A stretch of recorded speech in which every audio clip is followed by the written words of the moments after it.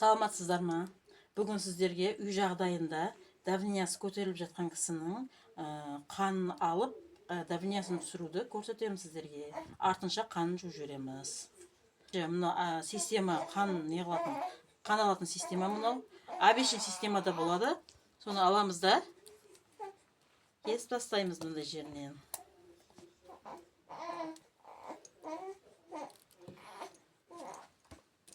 Сосын обязательно давлениясы шығып жатқан кісінің тағы да бір давлениясын өлшеп көреміз.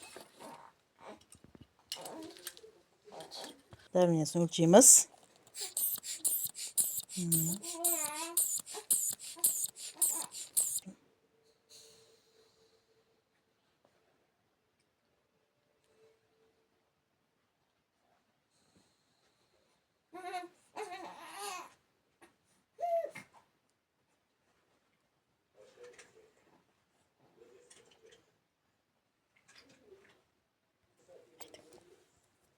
Давление 160-ға 100 болып тұр.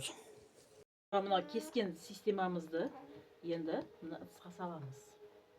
Қандай ыдыс болса да болады. Бізде мына боржомый ыдыс бар екен босаған. Сіздерде қандай бакалашка болсын, қандай банка болсын бола береді. Аламыз да. Қоямыз.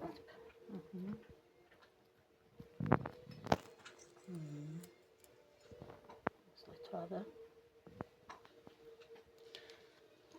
Міне қан алып жатырмыз. Қан алып жатқан жағдайымыз. Көріп жатсыздар ма, қанның қалай ағып жатыр? Қап-қара болып. Енді бұның реңі өзгереді. Реңі өзгергеннен кейін жайлап аламыз.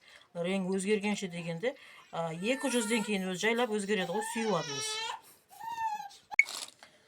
Қан алып болғаннан кейін обязательно бұл қазір 160 дедік қой. Негізі апаның давлениясы 120-ға 80 екен өзі. Кейбіреулер 120-ға 80-ті, андай 120-ға 80-ден көтеріліп кетсе де көтере алмай қалады. Апаныңкі 160-ға 100 болғаннан кейін оны көтере алмай жатыр. Енді сол қан алғанның арқасында қараңыздар. Қан алғанның арқасында физрастормен, жүздік физрастормен магнезияны екеуін қосамыз да, қосып артынша жіберсек, давлениясы жақсы түседі. Кейбіреулерде үйтіп салсаңыз да түспей қалады ғой.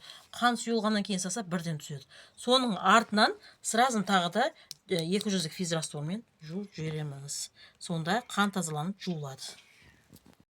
Міне енді мына қараңыздар. Қан уже сұйылды, әдемі болып сұйылды. Жаңағыдай емес.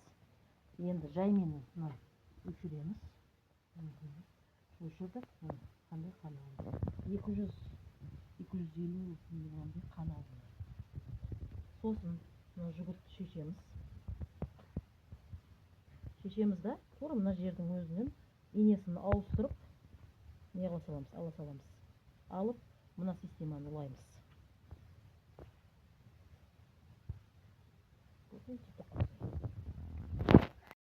Міне қан алып болғаннан кейін артынша енді физрастормен магнезияны қосып жіберіп жатырмыз.